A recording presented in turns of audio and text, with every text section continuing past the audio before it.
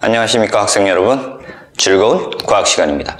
이번 시간에는 고등학교 2학년 생명과학 1 사람의 물질 대사 파트 생명활동과 에너지 두 번째 시간 에너지의 전환과 이용에 대해서 알아보도록 하겠습니다. 자, 에너지의 전환과 이용에서 첫 번째 나오는 내용이 세포호흡에 대해서 나와 있어요. 전체적인 내용이 세포호흡에 대한 내용이에요. 그래서 세포호흡에 대해서 자세하게 한번 알아볼까 합니다. 자, 일단 첫 번째 제목 이렇게 적을게요. 세포호흡.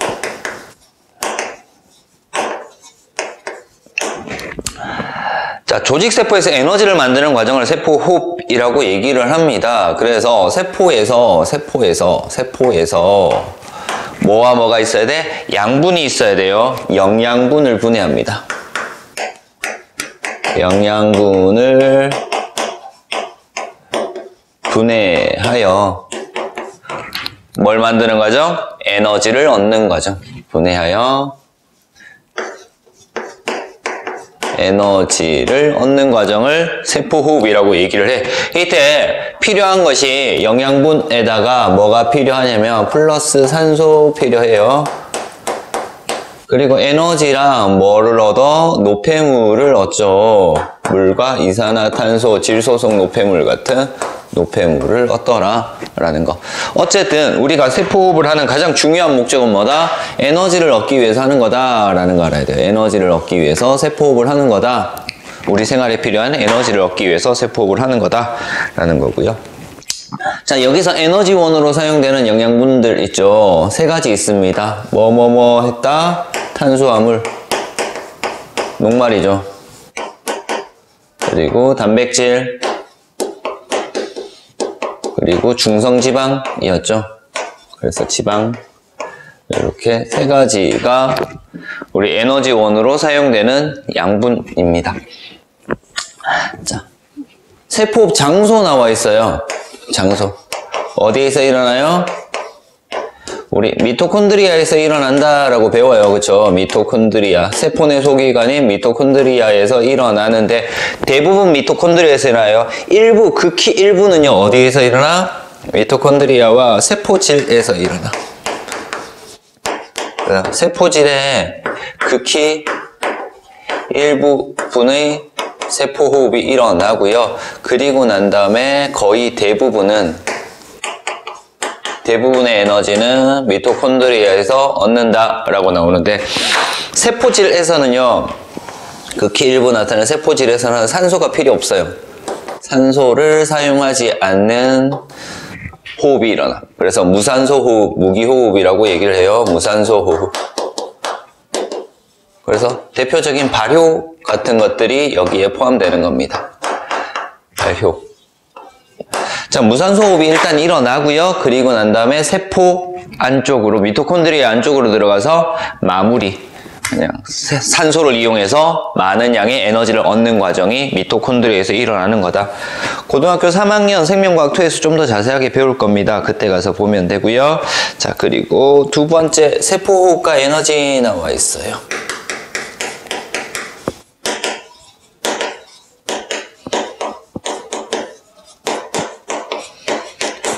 세포호흡 결과 에너지가 방출한다라는 겁니다. 그래서 세포호흡의 전체적인 과정을 정리를 해서 볼 거예요. 포도당 있어요. 포도당.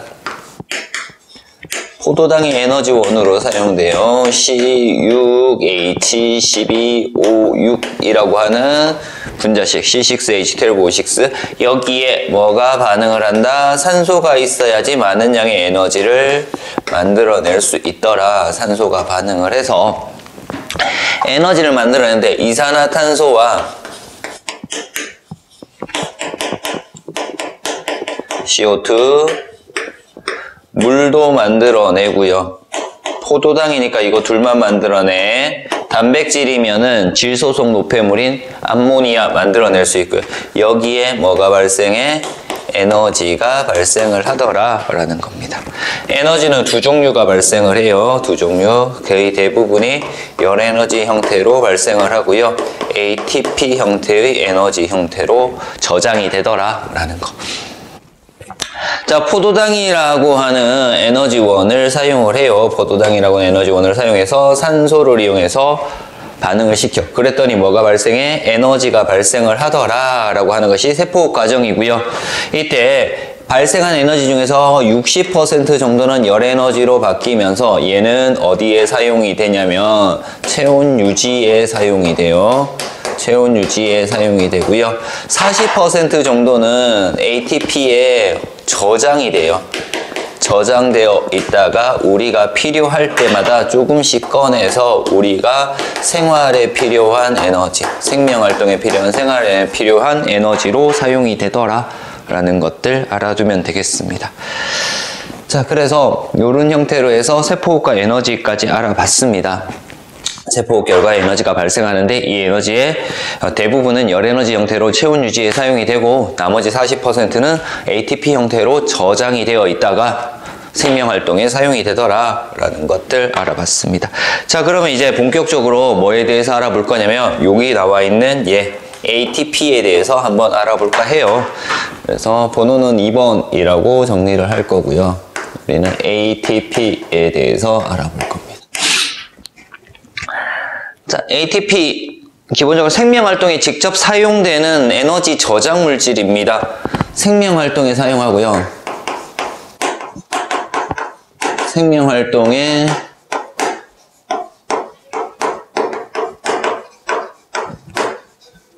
사용되는 에너지 저장 물질이 ATP다라고 나와 있어. 자, ATP는요, 저장하는, 에너지를 저장하는 물질이기 때문에 어떤 형태? 화학 에너지 형태로 존재를 해요. ATP라는 화학 에너지 형태로 에너지를 저장하더라 라는 거고요. 이렇게 저장되어 있다가 에너지가 분해되면서 에너지가 방출되면서 우리가 필요한 에너지만큼 사용을 할 수 있는 겁니다. 자, ATP는요, 기본적으로 이렇게 나타나 있어요. ATP의 구조 볼 거예요. ATP 구조. ATP는요, 인산 3개가 있어요. 인산 3개, 인산 3개, 인산기, P라고 정리한 인산 하나. 여기 물결로 정리를 할게요. 둘, 셋, 이렇게 있고요. 그리고 얘가 탄소가 5개인 오탄당이 리보스에 이렇게 연결이 되어 있대. 리보스에 연결이 되어 있고 얘가 아데닌에 연결이 되어 있더라. 아데닌이 이렇게 생겼네요. 대충 그릴게요. 이렇게 되어 있고 이런 형태로 되어 있는 아데닌 이렇게 있어요. 자, 그래서 얘가 리보스고요. 오탄당인 리보스, 그리고 옆에 붙어 있는 얘가 아데닌이라고 하는 거예요.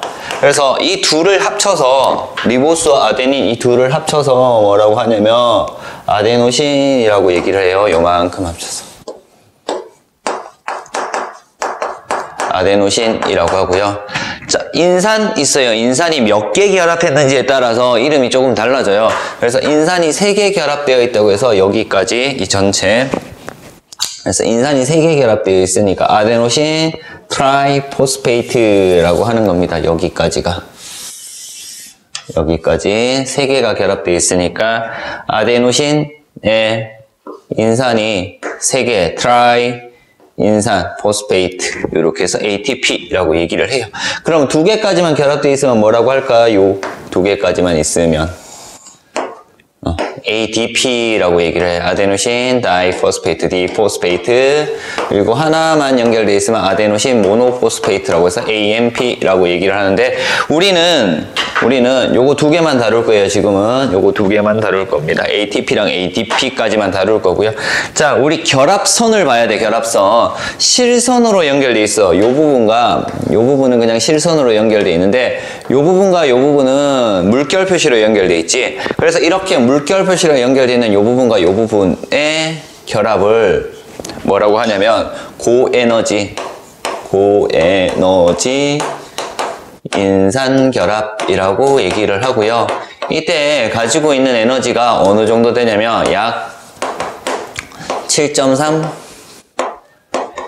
킬로칼로리 정도 돼요. 1몰당. 화학에서 몰 배우죠. 그래서 약 7.3kcal 정도의 에너지를 가져요. 그러면 실선으로 있는 이 부분은 에너지를 얼마나 가질까? 약 2에서 3kcal 정도의 에너지를 가집니다.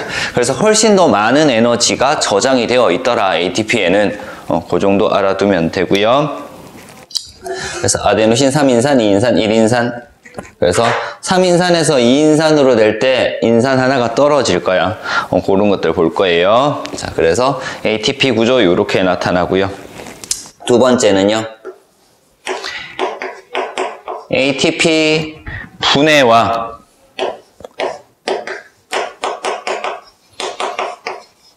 에너지 방출.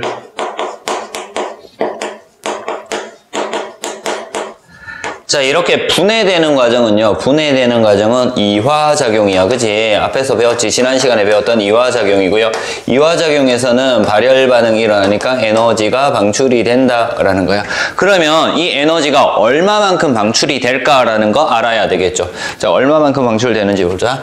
이 결합 에너지가 약 7.3kcal 정도 된단 말이야. 그래서 ATP에서 ADP로 분해가 되면 얘 하나가 떨어질 거예요. 떨어지면서 약 7.3kcal의 에너지가 발생을 하더라라는 겁니다. 그래서 ATP에 저장되어 있던 에너지가 ADP가 되면서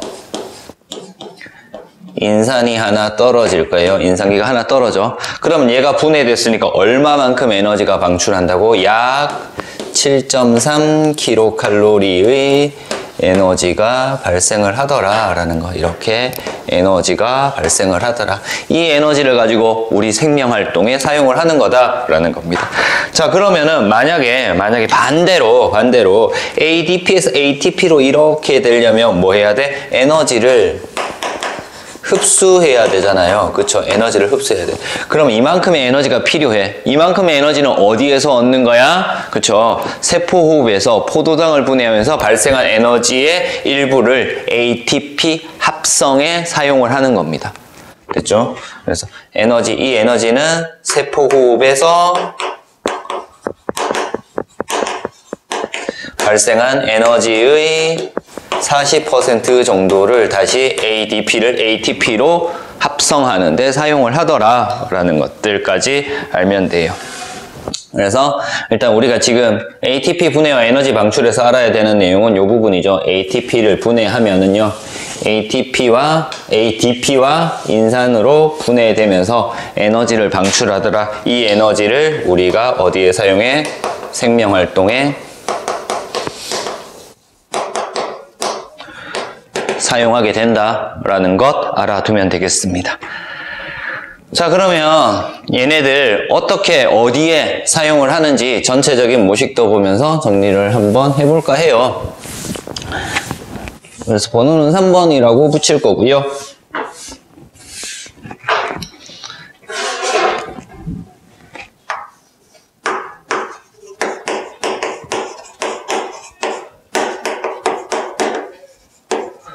우리 큰 제목이랑 똑같은 제목으로 한번 정리를 해볼게요. 에너지의 전환과 이용.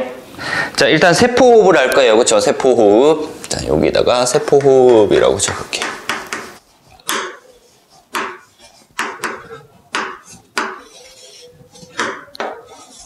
세포호흡을 해요. 세포호흡을 하면은요, 뭐가 필요하다고? 포도당과, 여기 들어오는 거, 포도당과,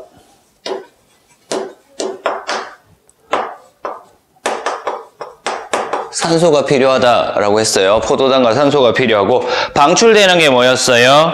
물과 이산화탄소라고 하는 노폐물 방출돼요. 포도당이니까 물과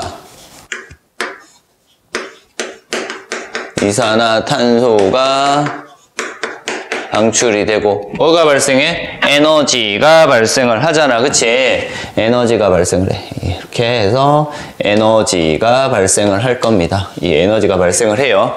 세포, 포도당을 분해하면서 만들어진 에너지야.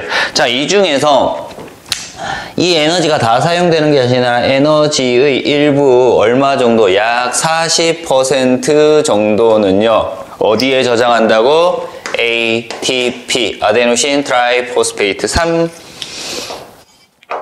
3개의 인산이 결합되어 있는 아데노신에 3개의 인산이 결합되어 있는 ATP에 어떤 형태로 저장돼? 화학 에너지 형태로 저장이 되는 거야. 얘 개수가 38개 정도 만들어져요. 유기호흡, 산소호흡결과 38개 정도 만들어지고 나머지 60%는 어떤 에너지 형태로 빠진다? 열 에너지 형태로 빠져나갑니다. 자, 이 열 에너지는 어디에 사용된다고? 체온 유지에 사용이 되더라 라는 거. 체온 유지에 사용이 되더라. 자, 이렇게 해서 40% 저장하고 있는 상태야. 저장하고 있는 상태. 이렇게 저장하고 있는 상태인데요. 자, 이렇게 저장되는 과정이 어떻게 만들어지는가를 볼 거야. 이제 ATP로 저장을 할 건데, 일단은 ADP가 또 돌아다닐 겁니다. ADP가 또 돌아다닐 거고요. 자, 옆에서 다시 정리를 할게요. ADP가 또 돌아다니는데 주변에 인산도 또 돌아다닐 거야. 이렇게 인산도 또 돌아다닐 겁니다. 많은 수의 인산이 또 돌아다닐 거고요. 자, 여기서 ADP가 뭐로 돼? ATP로 이렇게 전환이 될 거야. ATP로 전환이 될 때 뭐가 필요해?